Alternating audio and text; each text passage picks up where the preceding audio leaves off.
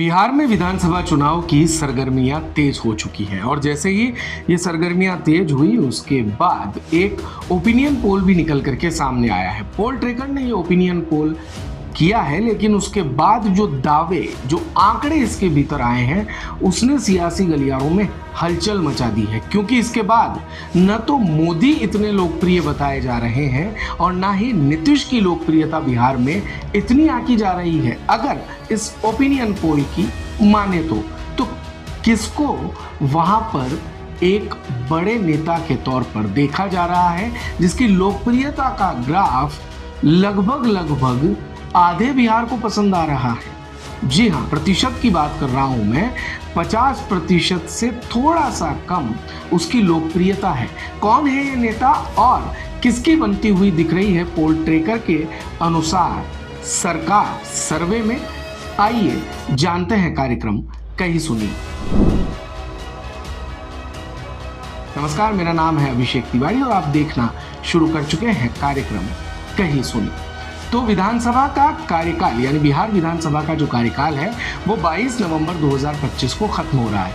इससे पहले चुनाव प्रक्रिया पूरी होना जरूरी है, यानी अब जल्द ही बिहार में चुनाव के जो नगाड़े हैं, राजनीति के जो नगाड़े हैं, वो बजने वाले हैं, क्योंकि तारीखों का जो ऐलान है वो होने की जल्द ही संभावना है। इस बीच पोल ट्रेकर का ताजा ओपिनियन पोल सामने आया है जो बिहार की सियासत में नए समीकरणों की ओर इशारा कर रहा है।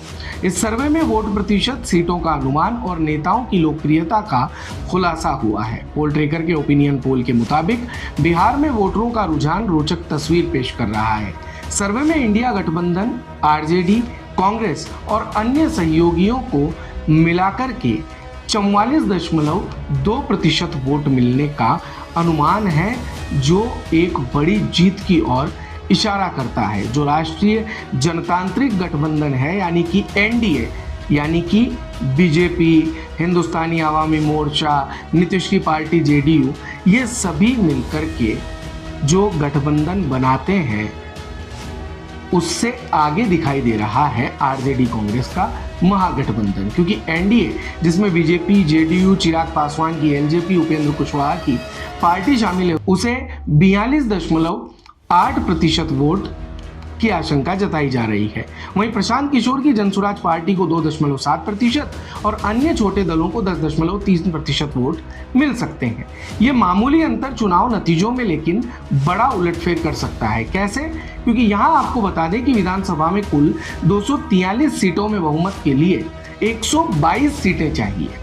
पोल ट्रेकर के ताजा ओपिनियन पोल के अनुसार इंडिया गठबंधन को यहाँ पर 126 सीटें मिल सकती हैं, जो बहुमत के आंकड़े से ज्यादा है। वहीं एनडीए को 112 सीटें, जनसुराज को 1 सीट और अन्य दलों को 8 सीटें मिलने का अनुमान है।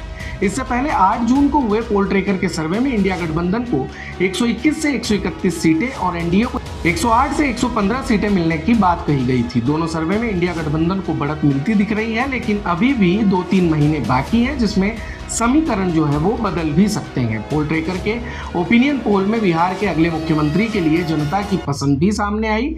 आरजेडी नेता तेजस्वी यादव 43% लोगों की पहली पसंद बनकर उभरे हैं, जबकि मौजूदा मुख्यमंत्री नीतीश कुमार को 31% लोग ही दोबारा सीएम के तौर पर देखना चाहते हैं। जनसुराज के प्रशांत किशोर को 9% लोग पसंद कर रहे हैं, जो बताता है कि उन्हें बिहार की सियासत में अपनी जगह बनाने के लिए भी और मेहनत करनी होगी। साथ ही लोगों ने अन्य को भी 17% वोट दिया है, जिससे ये कहा जा सकता है कि कुछ लोग नया चेहरा भी चाहते हैं। तेजस्वी की बढ़ती लोकप्रियता खासकर युवाओं के बीच विपक्ष के लिए मजबूत संदेश है। सर्वे में यह भी खुलासा हुआ है कि बिहार के युवाओं में राहुल गांधी की लोकप्रियता पीएम नरेंद्र मोदी से ज्यादा है। राहुल गांधी को 47% युवा पसंद कर रहे हैं, जबकि नरेंद्र मोदी की लोकप्रियता का जो आंकड़ा है वो 39% का है।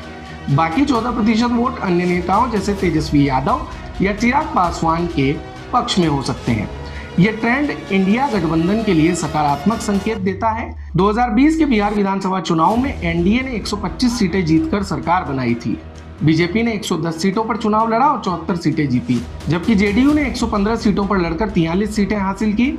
हिंदुस्तानी आवाम मोर्चा यानी कि हम को 4 और विकासशील इंसान पार्टी वीआईपी को भी 4 सीटें मिली थी। दूसरी ओर महागठबंधन में आरजेडी ने 144 सीटों पर चुनाव लड़कर 75 सीटें जीती। कांग्रेस ने 70 सीटों पर 19 सीटें हासिल की और वाम दलों ने मिलकर 16 सीटें जीती। इस बार वीआईपी जो पार्टी है मुकेश सहनी की, वो महागठबंधन के साथ है, तो समीकरण को और रोचक बना सकती है। पोल ट्रैकर का यह सर्वे बिहार में कांटे की टक्कर का संकेत दे रहा है। इंडिया गठबंधन को मामूली बढ़त मिलती दिख रही है, लेकिन एनडीए भी मजबूत स्थिति में है। तेजस्वी यादव का उभरता चेहरा और राहुल गांधी की लोकप्रियता विपक्ष को नई ताकत दे रही है, जबकि नीतीश कुमार और बीजेपी का अनुभव एनडीए को मजबूती देता है। जनसुराज पार्टी अभी शुरुआती दौर में है, लेकिन आने वाले महीनों में ये समीकरणों को प्रभावित कर सकती है। देखते रहिए भारत कवरेज।